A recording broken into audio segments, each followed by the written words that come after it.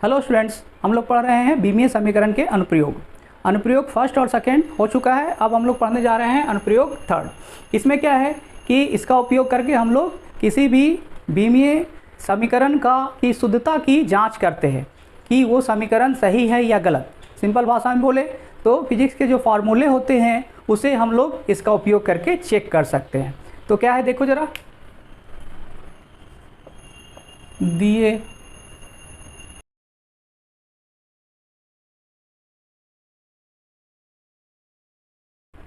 हाँ, इसमें क्या है कि दिए गए भौतिक समीकरण की शुद्धता की जांच करने में to check the correctness of a given physical quantity, physical equation, कि हम किसी भी इक्वेशन को कैसे चेक कर सकते हैं ये जानना है।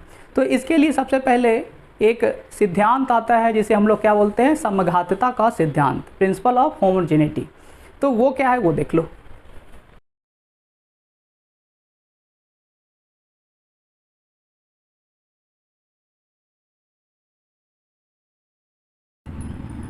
हाँ, ये क्या है, समघातता का सिद्धांत, प्रिंसिपल ऑफ होमोजेनिटी। इस सिद्धांत के अनुसार किसी भौतिक समीकरण के दोनों ओर के सभी पदों की विमाएं समान होती है, अर्थात समान प्रकार के पदों को जोड़ा घटाया या बराबर किया जा सकता है। ठीक है, बहुत आसान है, देख लो ज़रा।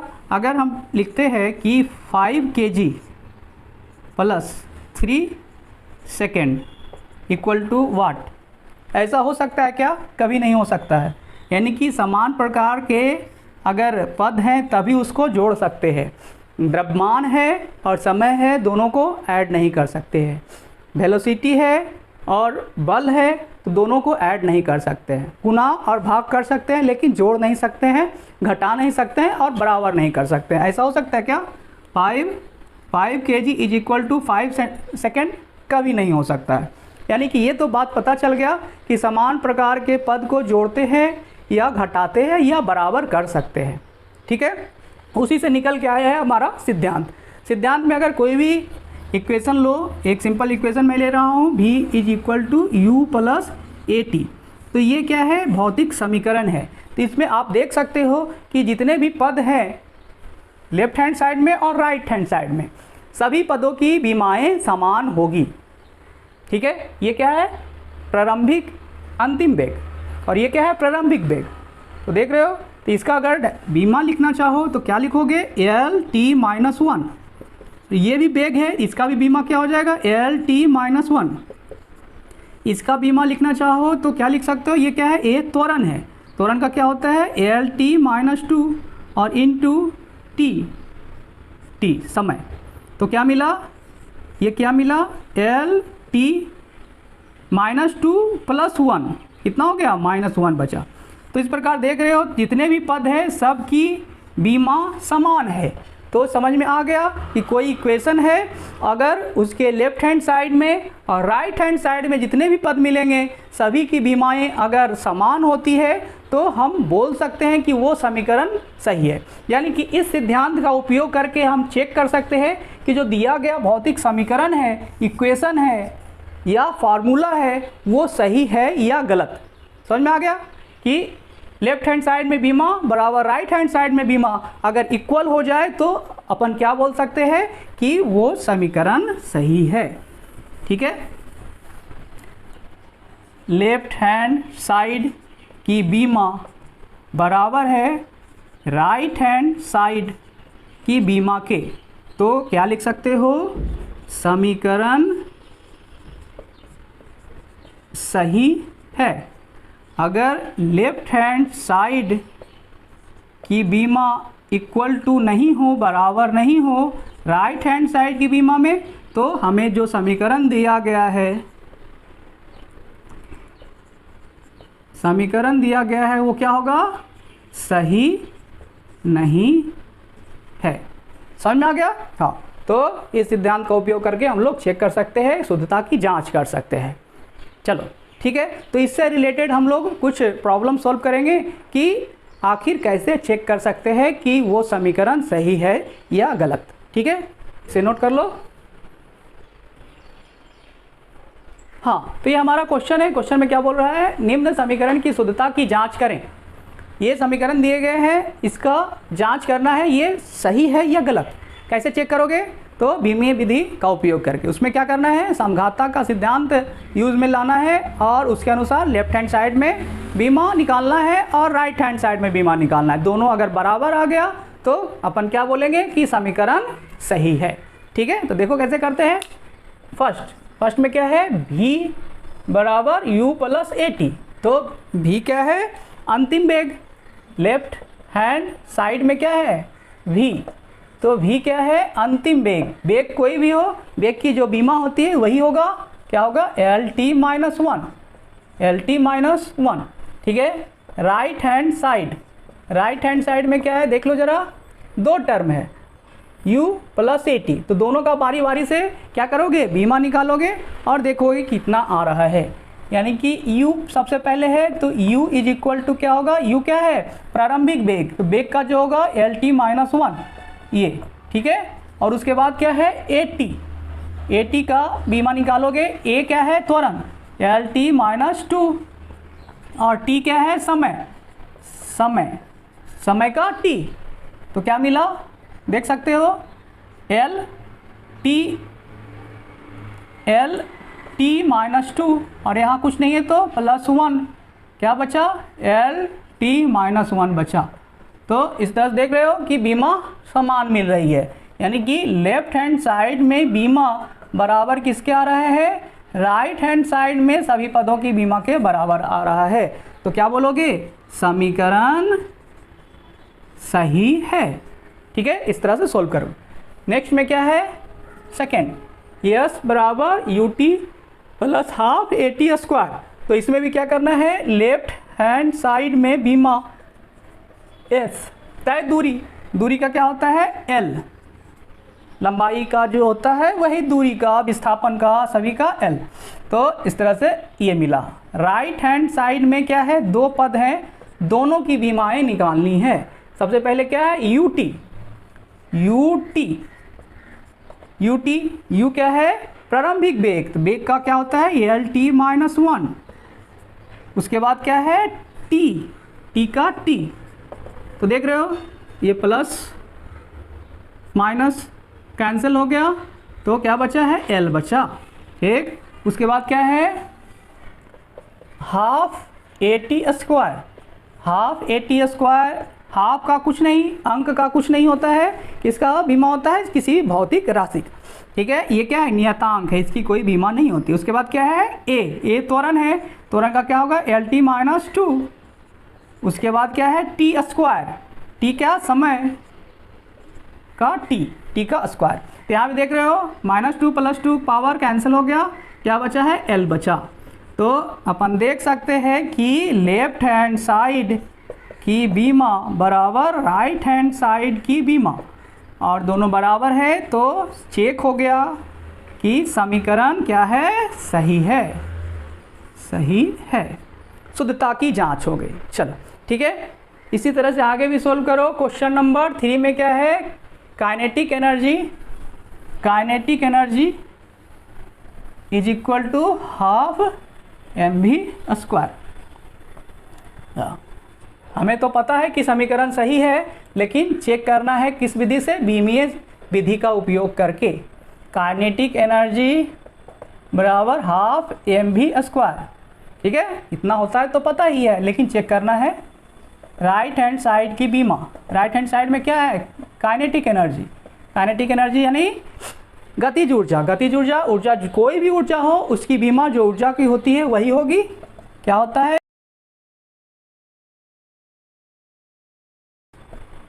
इतना। ठीक है, अब ये left hand side, right hand side में क्या होगा, यहाँ हाफ एम वी स्क्वायर।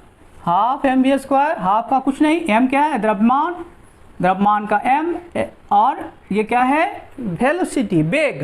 तो वेग का क्या होता है, एल टी माइनस वन। तो क्या मिला है, देख सकते हो, एम और इसका square, M L square T minus two. तो लेफ्ट हैंड साइड में बीमा बराबर राइट हैंड साइड में बीमा के, तो समीकरण सही है। ठीक है, और चेक कर सकते हो ये क्या है, question number 4, F is equal to M V square divided by R square.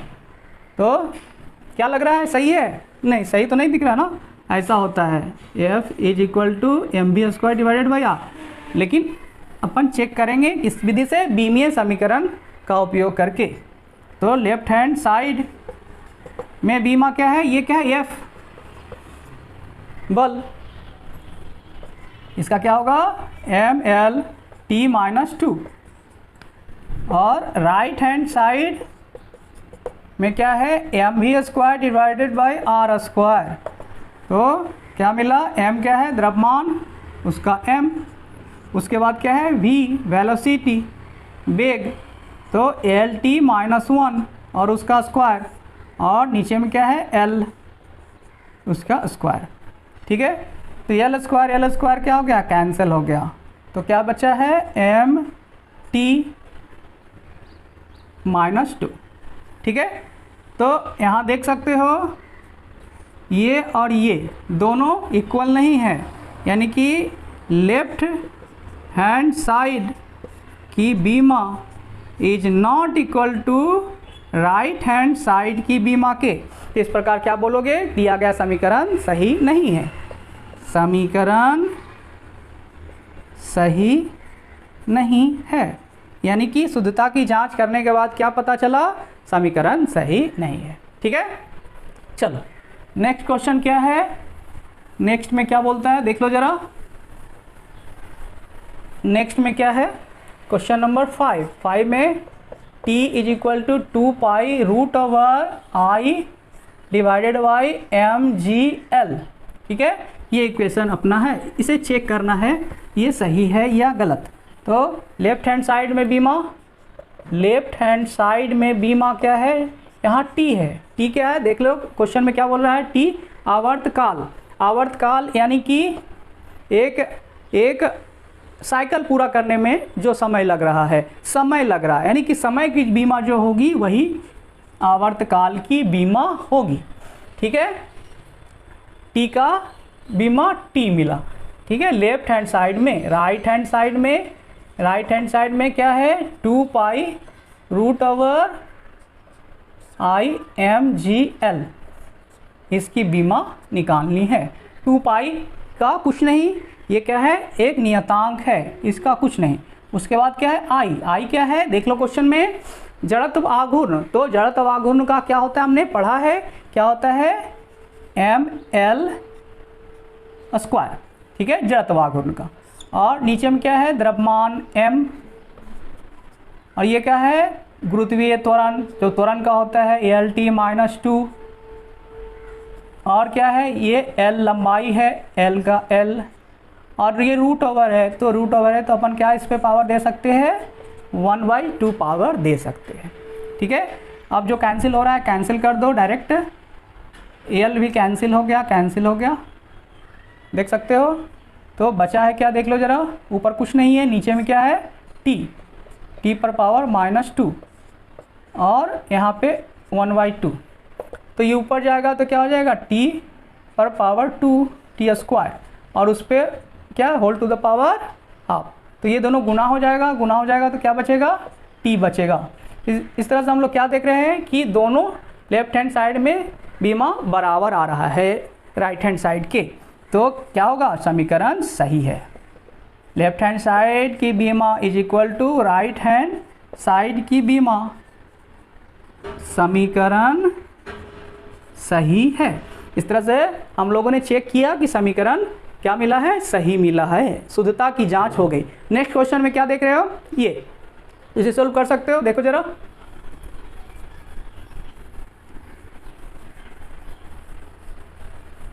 क्या है क्वेश्चन में, क्वेश्चन नंबर 6 में t is equal to 2 pi root over L by G.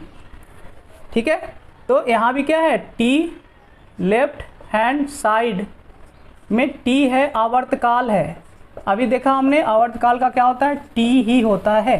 ठीक है, अब right hand side, right hand side में क्या है 2 pi root over L by G. ठीक, तो इसकी डायमेंशन लिखनी है तो 2 पाई का कुछ नहीं, उसके बाद क्या है एल, एल क्या है लंबाई, और नीचे में क्या है जी गुरुत्वीय त्वरण एल टी माइनस 2, और इस पे रूट, रूट का पावर हाफ। ठीक है, एल से एल क्या हो गया कैंसिल, और ये -2 पर जाएगा तो टी स्क्वायर हो जाएगा और उस पर पावर हाफ, तो ऐसे में क्या मिलेगा टी मिलेगा। तो यहाँ भी अपन देख सकते हैं कि समीकरण सही है, यानी दिया गया समीकरण सही है। क्यों? क्योंकि लेफ्ट हैंड साइड की बीमा बराबर राइट हैंड साइड की बीमा के। ठीक है, तो ऐसे सॉल्व करते हैं हम लोग। आगे भी देख लो जरा, ये क्या है क्वेश्चन नंबर 7 में, क्वेश्चन नंबर 7 में क्या बोल रहा है E is equal to H C by lambda. तो यहाँ भी क्या करना है, लेफ्ट हैंड साइड में ई क्या है ऊर्जा, ऊर्जा का क्या होता है ml/t-2। ठीक है, right hand side, right hand side में क्या है H C by lambda, H C by lambda, H क्या है प्लैंक नियतांक, प्लैंक का नियतांक, तो उसका क्या होता है याद करो जरा ml/t-1। ठीक है, उसके बाद क्या है सी क्या है प्रकाश का वेग, तो प्रकाश का वेग जो वेग का होगा वही होगा LT-1। ठीक, और नीचे में क्या है तरंग की लंबाई, तरंग दैर्घ्य, यानी कि एक तरंग कंप्लीट, एक तरंग की जो लंबाई है वही क्या है तरंग दैर्घ्य है, तो लंबाई का जो होगा वही क्या होगा तरंग दैर्घ्य का होगा। समझ में आ रहा है? तो यहाँ जो कट रहा है काट दो, L से L कैंसिल हो गया, क्या बचा है देख लो जरा ml/t, t यहाँ -1, यहाँ भी -1, तो क्या हो गया -2 हो गया। तो इस प्रकार देख सकते हो लेफ्ट हैंड साइड में बीमा और राइट हैंड साइड में बीमा बराबर है, तो क्या है समीकरण सही है। लेफ्ट हैंड साइड की बीमा बराबर राइट हैंड साइड की बीमा के, तो दिया गया समीकरण सही है। समझ में आ रहा है? हाँ, तो इसी तरह से नेक्स्ट क्वेश्चन, क्वेश्चन नंबर 7 होगा। 8 में देख लो, 8 में क्या है v बराबर n लैम्डा, इसे भी चेक कर लो। लेफ्ट हैंड साइड में डायमेंशन निकालो, ये क्या है तरंग का वेग, वेग के लिए क्या होता है जो वेग का होगा वही होगा LT-1। ठीक है, और राइट हैंड साइड में क्या है n लैम्डा, n क्या है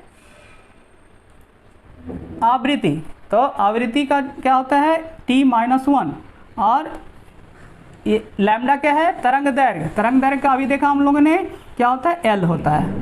तो ये क्या मिल रहा है देख सकते हो, L पहले लिख दो और T-1 बाद में लिख दो, तो दोनों क्या हो रहा है बराबर मिल रहा है, तो क्या लिखोगे दिया गया समीकरण सही है। समझ में आ रहा है? हाँ, एक और बचा है उसको भी देख लो, क्या है क्वेश्चन नंबर 9, क्या है E is equal to mc²। तो क्या करेंगे लेफ्ट हैंड साइड में बीमा अपन निकालेंगे, लेफ्ट हैंड साइड E क्या है ऊर्जा, क्या होता है ml/t-2। उसके बाद क्या है mc², कहाँ राइट हैंड साइड में, तो m एक्चुअली में क्या है द्रव्यमान m, और c क्या है प्रकाश का वेग निर्वात में, तो क्या मिलेगा जो वेग का वही यहाँ पे आएगा और उस पर स्क्वायर है। ठीक है, तो क्या मिलता है ml/t-2। तो देख सकते हो दोनों बीमा बराबर है, तो क्या बोलोगे समीकरण सही है। लेफ्ट हैंड साइड बराबर राइट हैंड साइड, समीकरण सही है। तो इस प्रकार का क्वेश्चन सोल्व कर सकते हो, ऐसे सोल्व कर सकते हो, दोनों साइड का बीमा निकालोगे और बराबर आता है तो समीकरण सही है। चलो ठीक है, नोट करो जल्दी से। हाँ, अब हम लोग जानेंगे अनुप्रयोग 4, एप्लीकेशन 4th। ठीक है, इसमें क्या है देखो जरा। हाँ, क्या है, भौतिक राशियों के बीच संबंध स्थापित करना, to derive the relation between physical quantities, यानी कि विभिन्न भौतिक राशि हैं उनके बीच क्या संबंध है, ये हमें इस विधि से स्थापित कर सकते हैं। ठीक है, यानी सिंपल भाषा में बोले कि कोई फार्मूला है उसे हम डिराइव कर सकते हैं, उसे स्थापित कर सकते हैं। ठीक है, तो एक एग्जांपल मैं लेता हूँ, उससे समझ में आ जाएगा किस तरह से ये हम डिराइव करते हैं कि संबंध स्थापित करते हैं। ठीक है, तो एक इक्वेशन है E = mc², ये किसके लिए दिया गया है, आइंस्टीन का। आइंस्टीन का इक्वेशन है, आइंस्टाइन का द्रव्यमान ऊर्जा संबंध, यानी कि आइंस्टीन ने बताया कि ऊर्जा और द्रव्यमान में संबंध क्या है, दोनों एक दूसरे में कन्वर्ट कर सकते हैं। ठीक है, यानी कि ऊर्जा द्रव्यमान में बदल सकता है और द्रव्यमान ऊर्जा में बदल सकता है, इस इक्वेशन से बताया। लेकिन यहाँ पे हमें क्या करना है कि बीमीय विधि का उपयोग करके ये फार्मूला, यानी कि इनके बीच रिलेशन हम स्थापित करेंगे। किनके बीच देख सकते हो, ऊर्जा है और द्रव्यमान है, और ये क्या है, c प्रकाश का वेग निर्वात में, इनके बीच। ठीक है, तो आइंस्टीन ने सबसे पहले बताया कि जो ऊर्जा है वो किस पे डिपेंड करता है, द्रव्यमान पे और c पे, यानी निर्वात में प्रकाश का वेग पे निर्भर करता है। इतना तो पता है, लेकिन किस रूप में निर्भर करता है ये पता नहीं है। तो हम लोग क्या करेंगे, मान लेंगे, माना कि E डायरेक्टली प्रोपोर्शनल टू समानुपाती होगा किसके, द्रव्यमान के, लेकिन पावर क्या है ये मालूम नहीं है, तो पावर ए हम लोग मान लेंगे। ठीक है, और किस पे डिपेंड करता है, किस पे निर्भर होता है, तो सी पे, सी, और इस पे पावर क्या होगा ये मालूम नहीं है, तो हम लोग क्या करेंगे, ये बी पावर मान लेंगे। ठीक है, अब क्या करना है, बीमीय विधि का उपयोग करके ए और बी का वैल्यू निकाल देना है और वहाँ पे पुट कर देना है। तो करने से क्या पता चलेगा, ये इक्वेशन हमें मिल जाएगा, यानी कि इनके बीच संबंध प्राप्त हो जाएगा। समझ में आ रहा है। हाँ, तो सबसे पहले क्या करो कि समानुपाती जब हटा के बराबर करते हैं कहीं भी, तो एक नियतांक से गुना करते हैं। तो यहाँ पे हमने क्या नियतांक लिया, के नियतांक लिया और इससे गुना किया। ठीक है, बी ऐसा। अब क्या करना है, समघातता का सिद्धांत का उपयोग करना है। समघातता हमें पता है क्या है, लास्ट एप्लीकेशन में पढ़ा था हमने। समघातता के सिद्धांत से, समघातता का सिद्धांत क्या बोलता है कि कोई इक्वेशन है और तो क्या होगा, लेफ्ट हैंड साइड में बीमा राइट हैंड साइड में बीमा के बराबर होगा। अब ये दोनों बीमा बराबर कर दो, उससे क्या मिलेगा, ए और बी का वैल्यू मिल जाएगा। तो लेफ्ट हैंड साइड में क्या है, ई है, ई का बीमा लिखेंगे हम लोग, और राइट हैंड साइड में क्या है, के एम ए सी बी, ऐसा दोनों का बीमा लिख दो। ये क्या है, ऊर्जा, ऊर्जा का क्या होता है, ml2T-2, और यहाँ क्या है, के की कोई बीमा नहीं होती है। ठीक है, उसके बाद क्या है, एम क्या है, द्रव्यमान, द्रव्यमान का बीमा एम और उस पर पावर ए।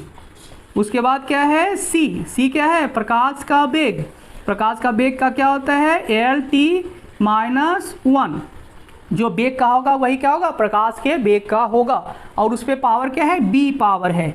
ठीक है, अब इसे आगे सॉल्व कर दो, यहाँ तो सेम मिलेगा, ml2T-2। ठीक है, उसके बाद क्या है, m पे पावर a, उसके बाद क्या है, l यहाँ आ जाएगा, l पे पावर b, उसके बाद क्या है, T-b आ जाएगा। हाँ, आप देख सकते हैं इक्वेशन मिल रहा है जिसमें mlt इधर भी है और mlt इधर भी है और दोनों इक्वल किया हुआ है। तो इससे क्या मिलेगा कि पावर दोनों साइड बराबर मिल जाएगा, यानी कि m पे पावर यहाँ a है तो यहाँ पे जो m पे पावर होगा उसके इक्वल हो जाएगा। तो यहाँ कुछ नहीं है तो यहाँ क्या है, 1, यानी कि a = 1, a = 1। ठीक है, उसी प्रकार क्या होगा, यहाँ l पे पावर b और यहाँ l पे पावर 2, तो क्या लिखोगे, b पे पावर 2। यहाँ भी लिख सकते हो लेकिन यहाँ ज़रूरत नहीं है, यानी कि -b किसके बराबर होगा, -2, तो ये भी तो 2 हो जाएगा, तो लिखने का ज़रूरत नहीं है। समझ में आ गया, इतना से ही हमें मालूम पड़ गया दोनों का वैल्यू। ठीक है, अब ये दोनों वैल्यू कहाँ पुट कर देना है, इस इक्वेशन में पुट कर देना है। समझ में आ रहा है, इस इक्वेशन का कुछ नाम दे दो। इक्वेशन ए मान लो, क्या लिखोगे? समीकरण ए में ए बी का मान रखने पर क्या हो जाएगा? समीकरण ए में क्या है? E इज इक्वल टू के एम, एम पे पावर ए का वैल्यू कितना आया? 1। उसके बाद सी पे पावर बी का वैल्यू कितना आया? 2। यहाँ से क्या मिल रहा है? E इज इक्वल टू के एम सी स्क्वायर। हाँ, अब देख रहे हो यहाँ पर के आ रहा है, एक नियतांक है। तो हम लोग अभी जानेंगे कि इस विधि का लिमिटेशन क्या है, सीमा क्या है। तो इसमें क्या बताया जाएगा कि इसका सीमा क्या है, कि इस विधि का उपयोग करके हम लोग जो नियतांक होता है उसका वैल्यू नहीं निकाल सकते हैं। उसके लिए किसी दूसरे विधि का उपयोग करना पड़ेगा या एक्सपेरिमेंट करना पड़ेगा, प्रयोग करना पड़ेगा, और उसके अनुसार हम लोग वहाँ के का वैल्यू या कोई भी नियतांक का वैल्यू रहेगा वो कैलकुलेट करेंगे। तो आइंस्टीन साहब ने क्या किया था? प्रयोग किया था, उसके अनुसार के का वैल्यू उन्हें क्या मिला था? 1 के बराबर मिला था। तो यहाँ डायरेक्ट लिखोगे प्रयोग से के इज इक्वल टू 1। तो 1 यहाँ पुट कर दोगे तो क्या मिलेगा? K is equal to M C square. तो इस प्रकार हम लोगों ने मास और ऊर्जा के बीच संबंध स्थापित किया। किस विधि का उपयोग करके? बीमीय समीकरण विधि का उपयोग करके। तो यही हमारा क्या था? एप्लीकेशन था। ठीक है, चलो नोट करो जल्दी से। हाँ, अब हमें जानना है बीमीय समीकरण की सीमाएं, लिमिटेशन ऑफ डायमेंशनल इक्वेशन। जो हम लोगों ने अभी पढ़ा डायमेंशनल इक्वेशन, उसमें कुछ सीमाएं हैं, कुछ बंधन है, उससे आगे हम लोग वो नहीं कर सकते हैं। ठीक है, वो हमें जानना है। तो फर्स्ट में क्या है? यदि बीमा दी गई है तो इससे यह नहीं बताया जा सकता कि किसी खास राशि की बीमा है, क्योंकि एक से अधिक राशियों की बीमाएँ समान होती है। एग्जाम्पल के लिए अगर बोले कि ML2T-2 किस भौतिक राशि की बीमा है, तो क्या बोल सकते हो? ऊर्जा की है, कार्य की भी है, बल आघूर्ण की भी है। नहीं तो अगर हमें ये डायमेंशन बीमा दिया हुआ है तो ये इससे पता नहीं चलता है कि वो किस पार्टिकुलर भौतिक राशि की बीमा है। समझ में आ रहा है? हाँ, तो ये लिमिटेशन है कि बीमा से हम ये कंफर्म बता नहीं सकते हैं कि किस भौतिक राशि की बीमा है। क्यों? क्योंकि ये कार्य, ऊर्जा, बल, आघूर्ण, ये सब की बीमा है। ठीक है, नेक्स्ट में क्या है? आंकिक मान को व्यक्त नहीं कर सकते हैं। अभी देखा था हम लोगों ने, एक एग्जांपल दिया था, आइंस्टीन का इक्वेशन सॉल्व करते समय के आया था। तो के आया था तो वहाँ पे के का वैल्यू क्या है? 1 है। तो 1 को हम लोग इस विधि से फाइंड आउट नहीं कर सकते। उसके लिए क्या करते थे? प्रयोग करते थे और उससे क्या करते थे? के का वैल्यू निकालते थे। यानी कि कहीं बहुत सारे इक्वेशन में जैसे काइनेटिक एनर्जी हाफ mv² है ना, तो यहाँ हाफ आ रहा है। इस विधि से ये वैल्यू हम लोग फाइंड आउट नहीं कर सकते। समझ में आ रहा है? उसी तरह से बहुत सारा वैल्यू आता है, 2 पाई, 4 पाई, नहीं ये सारा वैल्यू कहाँ? इस विधि से हम लोग नहीं निकाल सकते हैं। ठीक है, नेक्स्ट में क्या है? एक से अधिक पदों वाले समीकरण को व्यक्त नहीं किया जा सकता है। जैसे एक इक्वेशन है, इक्वेशन क्या है? S बराबर ut प्लस हाफ at²। यानी कि हम लोग अभी जो जस्ट निकाले थे, क्या निकाले थे? A equal to mc²। इसमें क्या है? एक पद है, लेकिन यहाँ पे क्या है? 1 2 पद है। तो ऐसा वाला हम लोग यहाँ पे स्थापित नहीं कर सकते, यानी संबंध स्थापित नहीं कर सकते। समझ में आ रहा है? जहाँ पर एक पद रहेगा वहाँ तो कर सकते हैं, इसका यूज करके इसे प्रूफ कर सकते हैं, लेकिन ये प्रूफ नहीं कर सकते। क्यों? क्योंकि एक से अधिक पद है। समझ में आ गया? ये लिमिटेशन है। उसके बाद क्या है? log x यानी कि लॉगरिथमिक फंक्शन, एक्सपोनेंशियल फंक्शन और trigonometrical function sin x, sin theta, cos theta, ये सारा कुछ। ठीक है, कि बीमा नहीं होती है। इन सारे पदों की क्या होती है? बीमा नहीं होती है, ये डायमेंशन लेस होते हैं। तो किसी भी इक्वेशन में अगर ये सारा कुछ आता है, sin थीटा, cos थीटा या log, तो इस विधि में उसे हम प्रूफ नहीं कर सकते हैं। समझ में आ रहा है? एक एग्जाम्पल के लिए क्या है कि y is equal to a sin ω_t। ठीक है, तो यहाँ sin ω_t आ रहा है, ये क्या है? ट्राइगोनोमेट्रिकल फंक्शन है। तो इस विधि से हम इसे प्रूफ नहीं कर सकते हैं या संबंध स्थापित नहीं कर सकते। ये लिमिटेशन है, ये सीमा है। समझ में आ रहा है? नेक्स्ट में क्या है? जब कोई राशि 3 से अधिक राशियों पर निर्भर हो तो बीमीय समीकरण विधि से के प्रयोग करके इसे साबित नहीं कर सकते, स्थापित नहीं कर सकते। एग्जाम्पल के लिए क्या है, जैसे 2 पाई रूट ओवर आई अभी देखा था, ये तो हम चेक कर सकते हैं कि ये सही है या गलत है। क्या बोल रहे हैं कि ये बीमीय विधि से तो चेक कर सकते हैं कि सही या गलत है, लेकिन इसमें पद कितना है, 1 2 3 4, यानी 3 से ज़्यादा है, तो इस विधि का उपयोग करके हम इसे स्थापित नहीं कर सकते, यानी कि इनके बीच संबंध हम लोग डिराइव नहीं कर सकते। क्लियर हो रहा है? क्यों ऐसा? क्योंकि जब इक्वेशन लिखते हो तो किस फॉर्म में आता है, MLT, और इधर भी इक्वेशन में MLT, इधर कुछ तो वैल्यू होता है, यहाँ ABC का कुछ वैल्यू होता है। तो समझ में आ रहा है, ABC 3 अननोन, तो 3 के लिए 3 इक्वेशन तभी सोल्व हो सकता है। लेकिन अगर यहाँ पे 4 पद है तो अननोन कितना आ जाएगा, 4, लेकिन इक्वेशन कितना मिलेगा, 3 ही मिलेगा, जिसके कारण ये सोल्व नहीं हो सकता है। समझ में आ रहा है? तो जब भी सोल्व होगा इस विधि में, तो जहाँ 3 टर्म रहेगा वहीं हम सोल्व कर सकते हैं। समझ में आ रहा है? तो यहाँ देखो 2 है, इस तरह से 3 भी रहेगा तो हम सोल्व करेंगे, 3 से ज़्यादा हो जाएगा तो सोल्व नहीं कर पाएंगे। ठीक है, तो ये सारे लिमिटेशन है किसके, बीमीय समीकरण विधि के, और उसे हम लोग जान चुके हैं। ठीक है, तो ये नोट कर लो।